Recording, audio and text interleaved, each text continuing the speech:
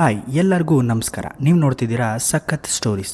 ಇವತ್ತು ನಾವು ನೋಡ್ತಿರುವಂಥ film Godzilla -1 ಅಂತ. ಈ ಮೂವಿ ಸ್ಟಾರ್ಟ್ ಆಗೋದು 1945 ವರ್ಲ್ಡ್ ವಾರ್ 2 ಸಮಯದಲ್ಲಿ. ಜಪಾನ್ ಏರ್ಫೋರ್ಸ್ನ ಒಬ್ಬ ಪೈಲಟ್ಟು ತನ್ನ ಪ್ಲೇನ್ ರಿಪೇರಿ ಮಾಡ್ಸಕ್ಕಂತ ಒಂದು ಐಲ್ಯಾಂಡ್ನ ಏರ್ಫೋರ್ಸ್ ಸ್ಟೇಷನ್ನಲ್ಲಿ ನಿಲ್ಲಿಸ್ತಾನೆ.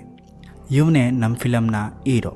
ಆ ಐಲ್ಯಾಂಡಲ್ಲಿದ್ದ ಏರ್ಫೋರ್ಸ್ನ ಮೆಕ್ಯಾನಿಕ್ಗಳು ಅವನ ಪ್ಲೇನ್ನ ಚೆಕ್ ಮಾಡ್ತಾರೆ. ಅವಾಗ ಗೊತ್ತಾಗುತ್ತೆ ಈ ಪ್ಲೇನ್ನಲ್ಲಿ ಏನು ಮಿಸ್ಟೇಕು ಮತ್ತು ಡ್ಯಾಮೇಜ್ ಇಲ್ಲ ಅಂತ. ಆ ಮೆಕ್ಯಾನಿಕ್ಗೆ ಡೌಟ್ ಬರುತ್ತೆ, ಇವನು ಯುದ್ಧದಿಂದ ಓಡ್ ಬಂದಿರ್ಬೋದು ಅಂತ. ಆಗ ಹೋಗಿ ಕೇಳ್ತಾನೆ ಪೈಲಟ್ಟು ಫುಲ್ ಟೆನ್ಷನ್ ಆಗಿ ಹಾಗೇನಿಲ್ಲ ಅಂತ ಹೇಳಿ ಅಲ್ಲಿಂದ ಹೋಗ್ತಾನೆ. ಮೆಕ್ಯಾನಿಕ್ಗೆ ತುಂಬ ಕೋಪ ಬರುತ್ತೆ, ಇವನು ಯುದ್ಧದಿಂದ ಓಡ್ ಬಂದಿದ್ದಾನೆ ಅಂತ. ಪೈಲಟ್ಗೆ ಬೇಜಾರಾಗಿ ಅಲ್ಲೇ ಕೂತಿರ್ತಾನೆ. ಆಗ ಸಮುದ್ರದ ಆಳದ ಮೀನುಗಳೆಲ್ಲ ಸತ್ತಿ ತೇಳ್ತಿರೋದನ್ನ ನೋಡ್ತಾನೆ. ಅವತ್ತು ರಾತ್ರಿ ಏರ್ಫೋರ್ಸ್ ಸ್ಟೇಷನ್ನಲ್ಲಿ ಏನೋ ಜೋರಾಗಿ ಸೌಂಡ್ ಬರುತ್ತೆ. ಎಲ್ಲರೂ ಓಡಿ ಬರ್ತಾರೆ. ಅಲ್ಲಿ ಒಬ್ಬ ಲೈಟ್ ಆನ್ ಮಾಡಿ ನೋಡ್ತಾನೆ. ಆಗ ಒಂದು ದೊಡ್ಡ ಮಾನ್ಸ್ಟರು ಅಟ್ಯಾಕ್ ಮಾಡುತ್ತೆ. ಎಲ್ಲರಿಗೂ ಭಯ ಆಗುತ್ತೆ. ಅಲ್ಲಿ ಒಬ್ಬ ಹೇಳ್ತಾನೆ ಅದು ಗಾಡ್ಜಿಲ್ಲಾ ಅಂತ. ಎಲ್ಲರೂ ಓಡೋಗಿ ಬಚ್ಚಿಕೋತಾರೆ. ಆಗ ಮೆಕ್ಯಾನಿಕ್ ಪೈಲಟ್ಗೆ ಹೇಳ್ತಾನೆ, ನಿನ್ ಪ್ಲೇನ್ನಲ್ಲಿರೋ ಮಿಷಿನ್ ಗನ್ನಲ್ಲಿ ಅದನ್ನ ಹೊಡಿ ಅಂತ. ಆಗ ಪೈಲಟ್ಟು ಭಯದಿಂದ ಅವನ್ ಪ್ಲೇನ್ ಹತ್ರ ಹೋಗ್ತಾನೆ. ಅವನಿಗೆ ತುಂಬಾ ಭಯ ಆಗಿ ಅವನು ಗಾಡ್ಜಿಲಾನ ಶೂಟೇ ಮಾಡಲ್ಲ. ಆದ್ರೆ ಅಲ್ಲೇ ಇದ್ದ ಒಬ್ಬ ಮೆಕ್ಯಾನಿಕ್ ಭಯದಿಂದ ಗಾಡ್ಜಿಲಾನ ಶೂಟ್ ಮಾಡ್ತಾನೆ. ಮತ್ತೆ ಎಲ್ಲರೂ ಶೂಟ್ ಮಾಡೋಕೆ ಸ್ಟಾರ್ಟ್ ಮಾಡ್ತಾರೆ. ಗಾಡ್ಜಿಲಾಗೆ ಏನೂ ಆಗಲ್ಲ. ಮತ್ತೆ ತುಂಬಾ ಕೋಪದಿಂದ ಎಲ್ಲರನ್ನು ಸಾಯಿಸ್ತಾ ಬರುತ್ತೆ. ಒಬ್ಬ ಮೆಕ್ಯಾನಿಕ್ ಪೈಲಟ್ ಹತ್ರ ಓಡಿ ಬರ್ತಾನೆ, ಅದನ್ನ ಶೂಟ್ ಮಾಡು ಅಂತ. ಆದ್ರೆ ಗಾಡ್ಜಿಲ್ಲಾ ಅವನು ಸಾಯಿಸುತ್ತೆ. ಮತ್ತೆ ಪೈಲಟ್ ಅಲ್ಲಿಂದ ಓಡೋಗ್ತಾನೆ. ಗಾಡ್ಜಿಲ್ಲಾ ಪ್ಲೇನ್ ನ ಕೂಡ ಡಿಸ್ಟ್ರಾಯ್ ಮಾಡುತ್ತೆ. ನೆಕ್ಸ್ಟ್ ಡೇ ಬಂದ್ರೆ ಎಲ್ಲಾ ಮೆಕ್ಯಾನಿಕ್ಗಳು ಸತ್ತಿರ್ತಾರೆ. ಮತ್ತೆ ಇಬ್ರು ಮಾತ್ರ ಬದುಕಿರ್ತಾರೆ, ಒಂದು ಪೈಲಟ್ ಮತ್ತೆ ಒಬ್ಬ ಮೆಕ್ಯಾನಿಕ್. ಆ ಮೆಕ್ಯಾನಿಕ್ ಬಂದು ಹೇಳ್ತಾನೆ ಪೈಲಟ್ಗೆ, ನಿನ್ನಿಂದಾನೇ ಎಲ್ಲರೂ ಸತ್ತಿರೋದು ಅಂತ, ಯಾಕಂದ್ರೆ ನೀನು ಶೂಟ್ ಮಾಡಿಲ್ಲ ಅಂತ. ಈ ಸೀನ್ ಇಲ್ಲಿಗೆ ಮುಗಿಯುತ್ತೆ. ಪೈಲಟ್ ಅವ್ರ ಮನೆಗೆ ಬರ್ತಾನೆ. ಆದ್ರೆ ಅವ್ರ ಮನೆ ಮೇಲೆ ಅಟ್ಯಾಕ್ ಆಗಿ ಎಲ್ಲರೂ ಸತ್ತೋಗಿರ್ತಾರೆ. ಅವನು ತುಂಬಾ ಬೇಜಾರು ಮಾಡ್ಕೋತಾನೆ. ನೆಕ್ಸ್ಟ್ ಡೇ ಒಂದು ಮಾರ್ಕೆಟ್ಗೆ ಬಂದಿರ್ತಾನೆ. ಅಲ್ಲಿ ಒಬ್ಬ ಕಳ್ಳಿನ ಎಲ್ಲರೂ ಅಟ್ಟಿಸ್ಕೊಂಡು ಹೋಗ್ತಿರ್ತಾರೆ. ಇವನು ಅವಳನ್ನ ಇಟ್ಕೊಳ್ಳೋಕೆ ಟ್ರೈ ಮಾಡ್ತಾನೆ. ಆದ್ರೆ ಅವಳು ಇವನ್ ಕೈಗೆ ಒಂದು ಮಗುನ ಕೊಟ್ಟು ಓಡೋಗ್ತಾಳೆ. ಅವನು ಆ ಮಗುನ ಇಟ್ಕೊಂಡು ತುಂಬಾ ವೆಯ್ಟ್ ಮಾಡ್ತಾನೆ, ಯಾರೂ ಬರಲ್ಲ. ಸೊ ಆ ಮಗುನ ಅಲ್ಲೇ ಬಿಟ್ಟು ಹೋಗೋಕೆ ಟ್ರೈ ಮಾಡ್ತಾನೆ. ಆದ್ರೆ ಮನ್ಸಾಗಲ್ಲ.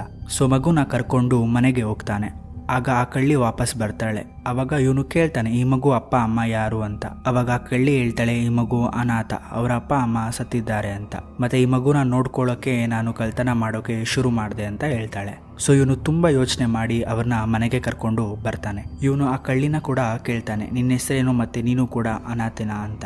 ಆಗ ಅವಳು ಹೇಳ್ತಾಳೆ, ನಾನು ಕೂಡ ಅನಾಥೆ, ನನ್ನ ಹೆಸರು ನೋರಿಕೋ ಅಂತ. ಈ ಫಿಲಮ್ನ ಹೀರೋಯಿನ್ ಇವಳೆ.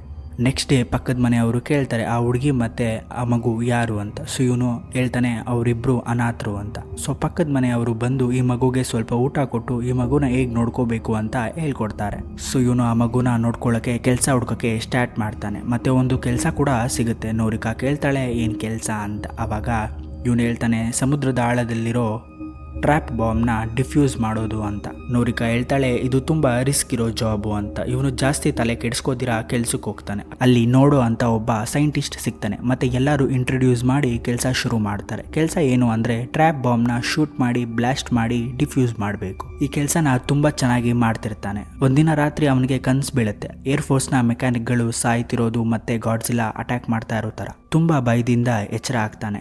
ನೋರಿಕಾ ಕೇಳ್ತಾಳೆ, ಏನಾಯ್ತು ಅಂತ. ಅವಾಗ ಅವನು ಹೇಳ್ತಾನೆ, ನನ್ನಿಂದ ತಪ್ಪಾಗಿದೆ ಅಂತ. ಮತ್ತೆ ತುಂಬಾ ಬೇಜಾರು ಕೂಡ ಮಾಡ್ಕೋತಾನೆ. ತುಂಬಾ ಚೆನ್ನಾಗಿ ಕೆಲಸ ಮಾಡ್ತಾ ಮನೆ ಕೂಡ ಕಟ್ಟಿಸ್ತಾನೆ. ಮತ್ತೆ ಒಂದು ಬೈಕ್ ಕೂಡ ತಗೋತಾನೆ. ಒಂದ್ ದಿವಸ ಹೀಗೆ ಕೆಲ್ಸಕ್ಕೆ ಹೋಗಿದ್ದಾಗ ಸಮುದ್ರದ ಆಳದ ಮೀನುಗಳು ಸತ್ತಿ ತೇಳ್ತಿರೋದನ್ನ ನೋಡ್ತಾನೆ. ಅವಾಗ ಕನ್ಫರ್ಮ್ ಆಗುತ್ತೆ ಗಾಡ್ಜಿಲಾ ಬರುತ್ತೆ ಅಂತ. ಎಲ್ಲರೂ ಭಯ ಬೀಳ್ತಾರೆ. ಬೋಟ್ನ ಕ್ಯಾಪ್ಟನ್ ಮಿಲಿಟರಿ ಅವ್ರಿಗೆ ಕಾಲ್ ಮಾಡಿ ಹೆಲ್ಪ್ ಕೂಡ ಕೇಳ್ತಾನೆ. ಗಾಡ್ಜಿಲಾ ಬರುತ್ತೆ, ಎಲ್ಲರೂ ಭಯ ಬೀಳ್ತಾರೆ. ಗಾಡ್ಜಿಲಾ ಬೋಟ್ನ ಅಟ್ಯಾಕ್ ಮಾಡೋಕೆ ಬರುತ್ತೆ. ಬೋಟಲ್ಲಿ ಬಾಂಬ್ ಇರುತ್ತೆ, ಅದನ್ನ ಗಾಡ್ಜಿಲಾಗೆ ಹಾಕಿ ಶೂಟ್ ಮಾಡ್ತಾರೆ. ಬಾಂಬ್ ಬ್ಲಾಸ್ಟ್ ಕೂಡ ಆಗುತ್ತೆ. ಆದ್ರೆ ಗಾಡ್ಜಿಲಾಗೆ ಏನು ಡ್ಯಾಮೇಜ್ ಆಗಲ್ಲ, ಅದು ವಾಪಸ್ ರಿಕವರಿ ಆಗುತ್ತೆ. ಗಾಡ್ಜಿಲಾಗೆ ತುಂಬಾ ಕೋಪ ಬಂದಿರುತ್ತೆ. ಅದು ಬೋಟ್ನ ಅಟ್ಯಾಕ್ ಮಾಡೋಕೆ ಬರ್ತಿರುತ್ತೆ. ಅಷ್ಟರಲ್ಲಿ ಮಿಲಿಟರಿ ಅವರು ಗಾಡ್ಜಿಲಾನ ಅಟ್ಯಾಕ್ ಮಾಡ್ತಾರೆ. ಗಾಡ್ಜಿಲಾಗೆ ತುಂಬ ಕೋಪ ಬಂದು ಮಿಲಿಟರಿ ಮೇಲೆ ನ್ಯೂಕ್ಲಿಯರ್ ಬ್ರೀತ್ನ ಬಿಡುತ್ತೆ. ಮಿಲಿಟರಿ ಆ ವಾರ್ಶಿಪ್ ಬಂದು ಫುಲ್ ಡಿಸ್ಟ್ರಾಯ್ ಆಗುತ್ತೆ. ನೆಕ್ಸ್ಟ್ ಡೇ ನೋರಿಕಾ ಹೇಳ್ತಾಳೆ, ನಾನು ಕೆಲ್ಸಕ್ಕೆ ಹೋಗ್ತೀನಿ, ನೀನು ಮನೇಲಿ ಇದ್ದು ರೆಸ್ಟ್ ಮಾಡು ಅಂತ. ಅವಾಗ ಇವನು ಹೇಳ್ತಾನೆ, ನಾನು ನಿನಗೆ ನಿಜ ಹೇಳ್ಬೇಕು ಅಂತ. ನಾನು ಮಿಲಿಟರಿಯಿಂದ ಓಡ್ ಬಂದಿದ್ದೀನಿ, ನನ್ನಿಂದ ತುಂಬ ಜನ ಸತ್ತಿದ್ದಾರೆ ಅಂತ ತುಂಬ ಅಳ್ತಾನೆ. ನೋರಿಕೋ ಅವನ್ನ ಸಮಾಧಾನ ಮಾಡಿ ಕೆಲ್ಸಕ್ಕೆ ಹೋಗ್ತಾಳೆ. ನೋರಿಕೋ ಮೆಟ್ರೋ ಅಲ್ಲಿ ಕೆಲ್ಸಕ್ಕೆ ಹೋಗ್ಬೇಕಾದ್ರೆ ಗಾಡ್ಜಿಲಾ ಸಿಟಿನ ಅಟ್ಯಾಕ್ ಮಾಡೋಕೆ ಬರುತ್ತೆ. ನೋರಿಕೋ ಅಲ್ಲಿಂದ ತಪ್ಪಿಸ್ಕೋತಾಳೆ. ಆದ್ರೆ ಗಾಡ್ಜಿಲಾ ಮಾತ್ರ ಎಲ್ಲ ಬಿಲ್ಡಿಂಗ್ನು ಹೊಡೆದಾಕತ್ತೆ. ಇಲ್ಲಿ ನೋಡಿದ್ರೆ ಜಪಾನ್ ಮೇಲೆ ಗಾಡ್ಜಿಲಾ ಅಟ್ಯಾಕ್ ಮಾಡ್ತಾ ಇದೆ ಅಂತ ರೇಡಿಯೋಲಿ ಹೇಳ್ತಿರೋದನ್ನ ಕೇಳಿಸ್ಕೊಂಡು ಅವನು ನೋರಿಕಾನ ಕಾಪಾಡೋಕೆ ಹೋಗ್ತಾನೆ. ಮಿಲಿಟರಿ ಅವರು ಗಾಡ್ಜಿಲಾ ಮೇಲೆ ಅಟ್ಯಾಕ್ ಮಾಡ್ತಾರೆ. ಗಾಡ್ಜಿಲಾಗೆ ತುಂಬ ಕೋಪ ಬಂದು ನ್ಯೂಕ್ಲಿಯರ್ ಬ್ರೀತ್ನ ಬಿಡುತ್ತೆ. ನೋರಿಕೋನ ಅವನು ಹುಡುಕ್ತಾನೆ. ನೋರಿಕೋ ಅವನ್ನ ಕಾಪಾಡಿ ಅವಳೇ ಸತ್ತೋಗ್ತಾಳೆ. ಇವನು ಅದನ್ನು ನೋಡಿ ತುಂಬ ಅಳ್ತಾನೆ. ಗಾಡ್ಜಿಲಾ ವಾಪಸ್ ಸಮುದ್ರಕ್ಕೆ ಹೋಗುತ್ತೆ. ಅವನು ಮತ್ತೆ ಸೈಂಟಿಸ್ಟು ಆರ್ಮಿಗೆ ಒಂದು ಪ್ಲ್ಯಾನ್ ಕೊಡ್ತಾರೆ, ಗಾಡ್ಜಿಲಾನ ಹೇಗೆ ಸಾಯಿಸೋದು ಅಂತ. ಗಾಡ್ಜಿಲಾನ ಸಮುದ್ರದ ಡೀಪೆಸ್ಟ್ ಪಾಯಿಂಟ್ಗೆ ಕರ್ಕೊಂಡು ಬಂದು ಅದನ್ನು ಮುಳುಗಿಸ್ಬೇಕು ಅಂತ ಡಿಸೈಡ್ ಮಾಡ್ತಾರೆ, ಆಕ್ಸಿಜನ್ ಬಾಂಬ್ನ ಯೂಸ್ ಮಾಡಿ. ಗಾಡ್ಜಿಲಾ ಸಮುದ್ರದ ಡೀಪೆಸ್ಟ್ ಪಾಯಿಂಟ್ಗೆ ಹೋಗಿ ಕೋಲ್ಡ್ ವಾಟರು ಮತ್ತು ಪ್ರೆಷರ್ಗೆ ಸತ್ತೋಗುತ್ತೆ ಅಂತ ಪ್ಲ್ಯಾನ್ ಕೊಡ್ತಾರೆ. ಅಲ್ಲೇ ಇದ್ದ ಮಿಲಿಟರಿ ಪರ್ಸನ್ ಕೇಳ್ತಾನೆ ಗಾಡ್ಜಿಲಾನ ಅಲ್ಲಿಗೆ ಹೇಗೆ ಕರ್ಕೊಂಡು ಬರೋದು ಅಂತ. ಆಗ ಸೈಂಟಿಸ್ಟ್ ಹೇಳ್ತಾನೆ ಒಂದು ಪ್ಲೇನ್ನಿಂದ ಗಾಡ್ಜಿಲಾನ ಡಿಸ್ಟ್ರಾಕ್ಟ್ ಮಾಡಿ ಕರ್ಕೊಂಡು ಬರಬೇಕು ಅಂತ. ಆಗ ನಮ್ಮ ಹೀರೋ ಹೇಳ್ತಾನೆ ನಾನು ಆ ಪ್ಲೇನ್ನ ಓಡಿಸ್ತೀನಿ ಅಂತ. ಇದು ತುಂಬ ರಿಸ್ಕ್ ಆಗಿರುತ್ತೆ. ಸೈಂಟಿಸ್ಟ್ ಅವನ್ನ ಒಂದು ಫ್ಯೂಚರಿಸ್ಟಿಕ್ ಪ್ಲೇನ್ ಹತ್ರ ಕರ್ಕೊಂಡು ಬರ್ತಾನೆ. ಎಲ್ಲರೂ ಪ್ಲ್ಯಾನ್ ಪ್ರಕಾರ ರೆಡಿ ಆಗ್ತಾರೆ. ನಮ್ಮ ಹೀರೋ ಆ ಮಗುನ ಪಕ್ಕದ ಮನೆಯವ್ರಿಗೆ ಕೊಟ್ಟು ಈ ಮಗುನ ನೀವೇ ನೋಡ್ಕೊಳ್ಳಿ ಅಂತ ಹೇಳಿ ಅವ್ರಿಗೆ ದುಡ್ಡು ಕೂಡ ಕೊಡ್ತಾನೆ. ಪ್ಲ್ಯಾನ್ ಪ್ರಕಾರ ಎಲ್ಲ ಸ್ಟಾರ್ಟ್ ಆಗುತ್ತೆ. ಪ್ಲೇನ್ನ ಯೂಸ್ ಮಾಡಿ ಗಾಡ್ಜಿಲಾನ ಸಮುದ್ರದ ಡೀಪೆಸ್ಟ್ ಪಾಯಿಂಟ್ಗೆ ಕರ್ಕೊಂಡು ಬರ್ತಾನೆ. ಇಲ್ಲಿ ಮಿಲಿಟರಿ ಅವರು ಗಾಡ್ಜಿಲಾ ಸುತ್ತ ಆಕ್ಸಿಜನ್ ಬಾಂಬ್ನ ಪ್ಲೇಸ್ ಮಾಡ್ತಾರೆ, ಬ್ಲಾಸ್ಟ್ ಕೂಡ ಮಾಡ್ತಾರೆ. ಆಗ ಗಾಡ್ಜಿಲಾ ಸಮುದ್ರದಲ್ಲಿ ಮುಳುಗೋಗುತ್ತೆ. ಎಲ್ಲರೂ ಖುಷಿ ಪಡ್ತಾರೆ. ಆದರೆ ಅದು ವಾಪಸ್ ಮೇಲೆ ಬರುತ್ತೆ. ಆಗ ನ್ಯೂಕ್ಲಿಯರ್ ಬ್ರೀತ್ನ ಬಿಡೋಕೆ ರೆಡಿ ಆಗುತ್ತೆ. ಆಗ ನಮ್ಮ ಹೀರೋ ಪ್ಲೇನ್ನ ಗಾಡ್ಜಿಲಾ ಬಾಯಿಗೆ ಹೋಗಿ ಗುದ್ದುತ್ತಾನೆ ಮತ್ತೆ ಬ್ಲಾಸ್ಟ್ ಆಗುತ್ತೆ.